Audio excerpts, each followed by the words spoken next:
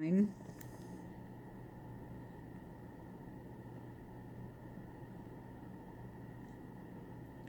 Just to make sure that what we're doing is not shortening the lower strokes, but flattening them.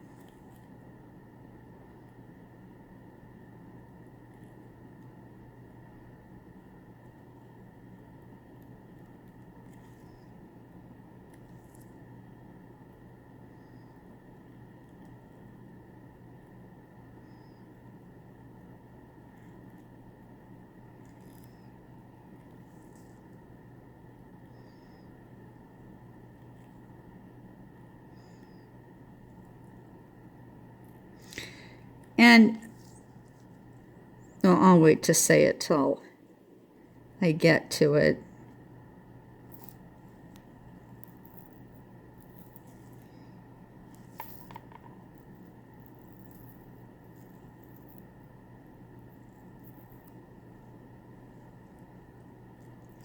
But just make sure that you're curving and merging.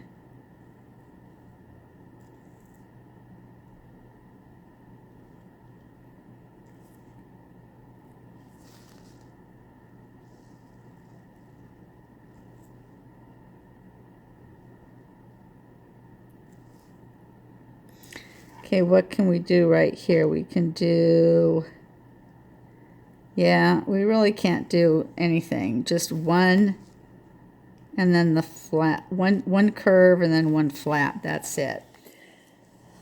So what I was going to say is that to make this easier, I think if we do the nano strokes right now, then we have less risk of having to be careful which line we're reaching up to.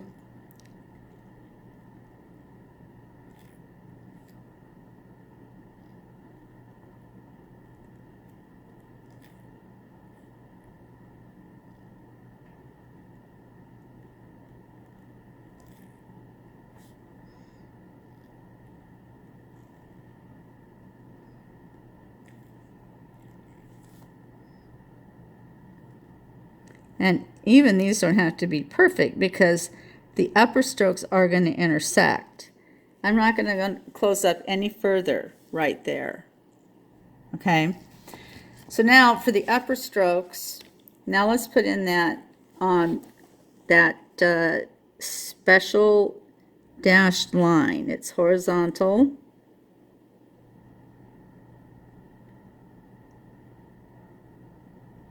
But then as we near the arch,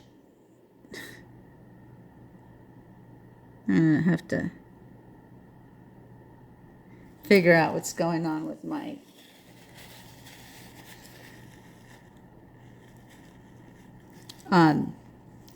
adhesive pigment that it's so liquidy. All right. So on the previous one we had 1, 2, 3, 4, and then the tail, so 5. So we want to shoot for that here. So we'll be doing 1, and I'm just taking it, this one, and I'm taking it to the line. I'm not really going over the line with it. The next one, taking it to the line and going over it a little bit. Next one, I'm really beginning to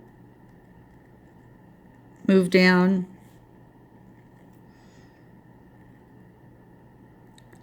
This is number 4. I'm having it definitely pointing toward point 3. And then I have the tail strokes of 1, 2, 3. Now let's go ahead and fill these in with the nano strokes. So there's going to be 1 and possibly 2 because you do want to connect up with that connection line. Here we have, and remember, as you're bringing this in, it doesn't connect until about the middle, and then it extends.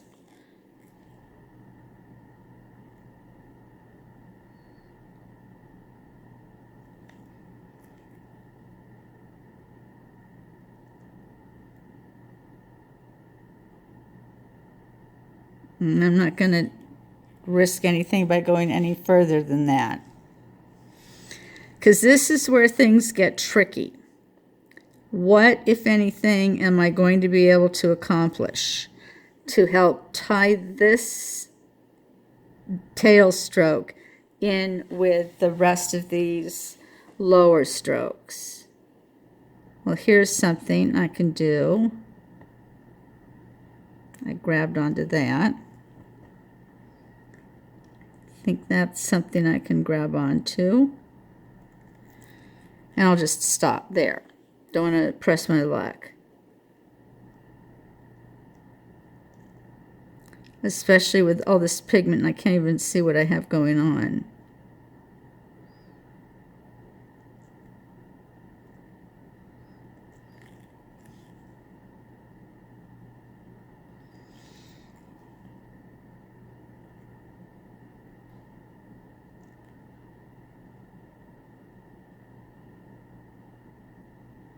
So see how that stroke became part, and you probably didn't because I didn't have it in the frame, sorry. And this stroke is becoming part of the final tail stroke.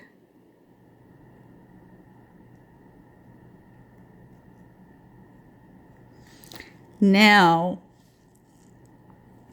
I'll go ahead and bring this one through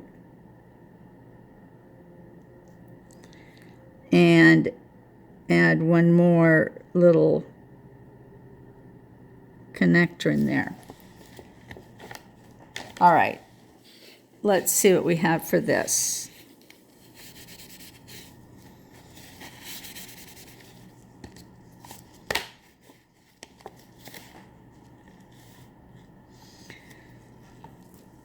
So they're pretty similar. There's, again, I'm blaming this on the consistency of my pigment, which is like water right now. But what I'm seeing of your work, it's looking pretty much like this, if not even better, because your pigment isn't all screwy. So just watch this area here. This area here, and then this area here. You don't want to close them up at all. And you want your strokes to be merging. You don't want any bubble strokes. You're not having any bubble strokes. A bubble stroke is when the upper strokes go like this.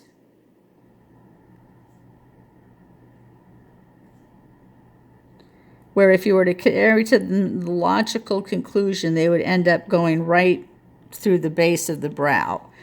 And what we want is for everything to be pointing toward the tail. So that's why I say keep these really flat. But then at a certain point, your goal is to try to interconnect them with these lower strokes. I mean, again, that's more what's done in the advanced course, but at least if you keep that in mind, you're probably going to do fine. So let me know if you have any questions after you look at this lesson.